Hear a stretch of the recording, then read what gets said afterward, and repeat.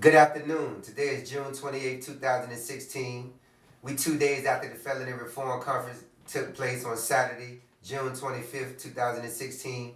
Yeah, on this day, we still continuing on with our mission to reform and improve society based on communicating and networking with friends and colleagues and people, other families that is distant from us that we don't even know in order to keep the recidivism rate down in America and try to help people advance in life in a more positive direction. So basically, we sitting here with a brother who just came home from jail 2 weeks ago, and we just wondering we're gonna speak with him. First of all, I'm gonna give him a chance to introduce himself to the world. Introduce yourself. How y'all doing? My name is Kwame Finney. I'm a friend of Omar's cousin Jonathan Bynum. I just recently came home,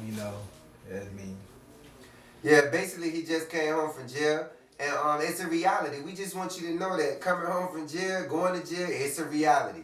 A lot of people feel like they know, but because they ain't been there, they take for granted their opportunity to be out here and stay free in this society and actually be able to not be confined to a situation that's no different from slavery, man.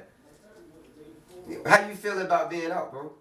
I feel great, man. I feel You lovely. do? It's kind of tough in there, man. You got a lot going on. The only thing you can do is just think. Sit in your bunk, just think about what's going on the outside, what you're not supposed to, because it really makes you sick while you're in there. Mm-hmm. So being in there, man, it's tough, man. You got a lot of boys, you got a lot of men in there that's probably not gonna see the light again.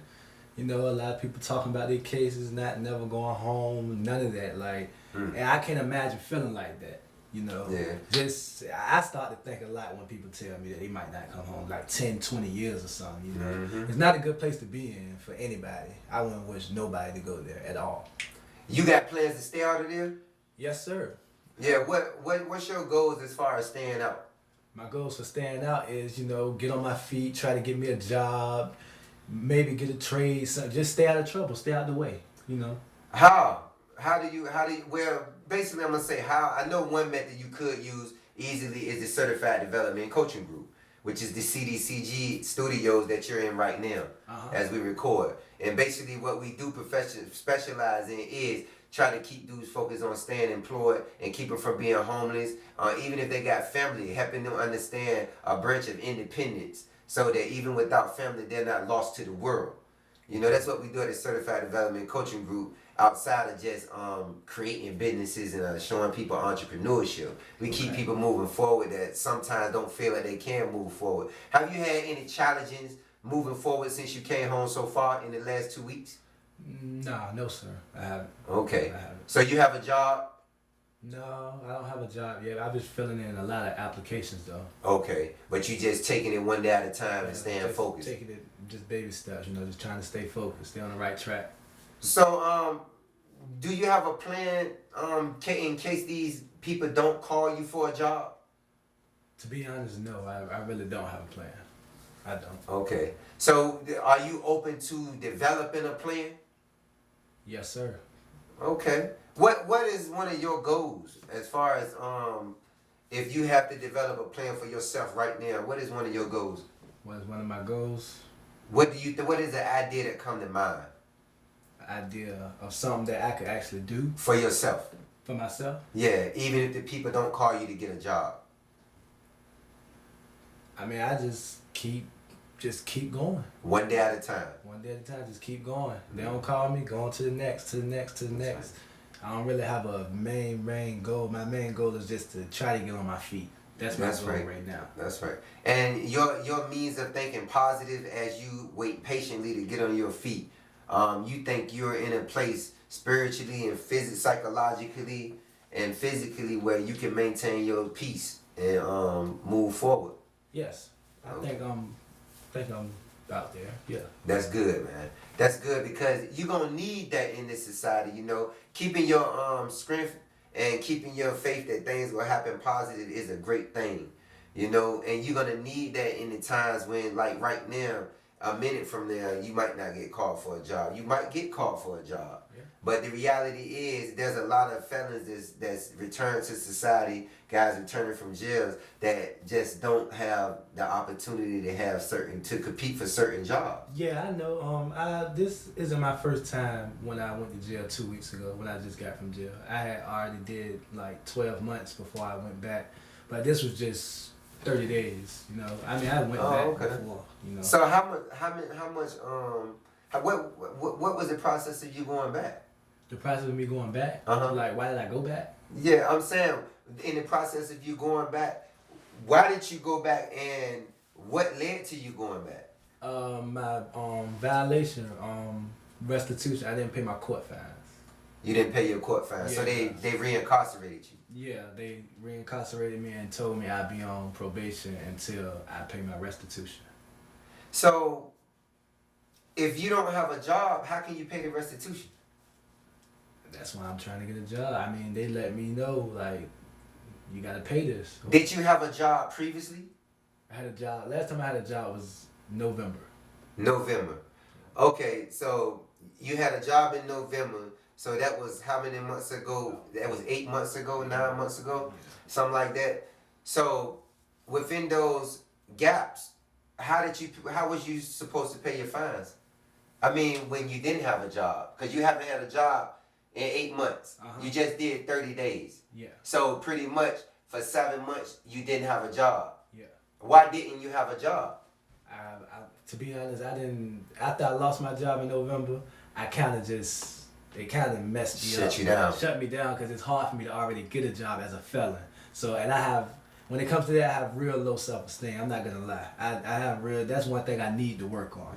And that's one thing we help you with at the Certified Development Coaching Group. We help you develop your self-esteem, your self-efficacy, which is your ability to know that I can do this.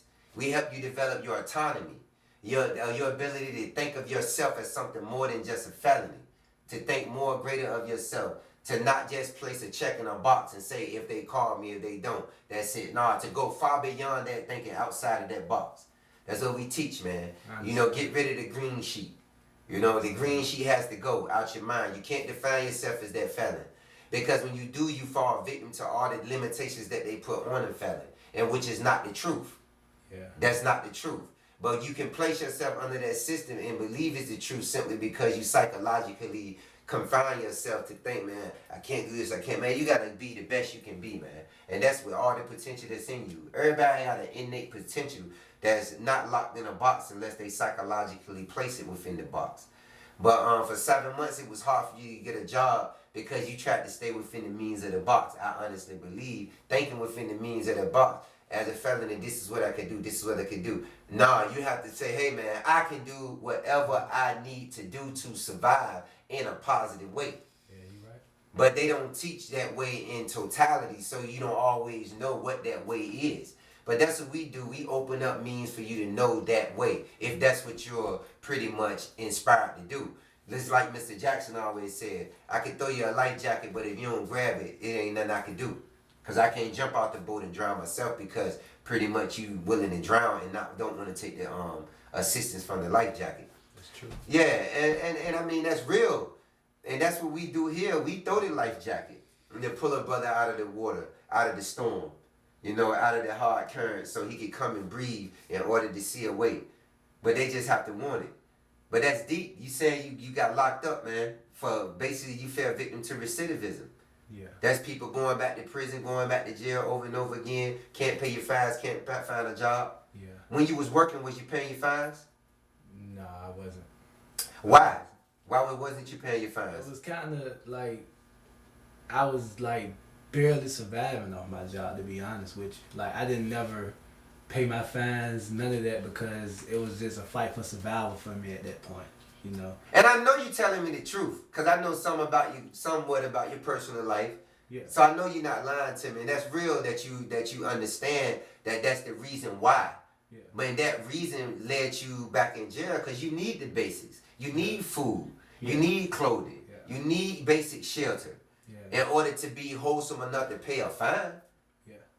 Yeah, so it's a lot of distractions, man, after getting that felony and getting on your feet. That's why we taking this thing around the world, man. We got other conferences coming up in New York City, Charlotte, North Carolina, Houston, Texas, Dallas, Texas, and I mean on to the West Coast, man, all the way around, because this is a national issue and it has to be addressed. Brothers got felons, they can't get proper jobs, they can't get proper housing association assistance, nothing. Some of them got charges that won't even allow them to get food stamps so they could get food. So what you think if you starving a man? What are you gonna do? What are you gonna do? So my thing is that we want a safer society. We gotta apply some common sense to what we creating when we creating criminal minds and producing this mentality due to mind neglect. I mean, let's get it together. We know what it is. You know what I'm saying? Let's fix this, man. Straight up, let's fix this. Peace. Thanks, man. Appreciate you.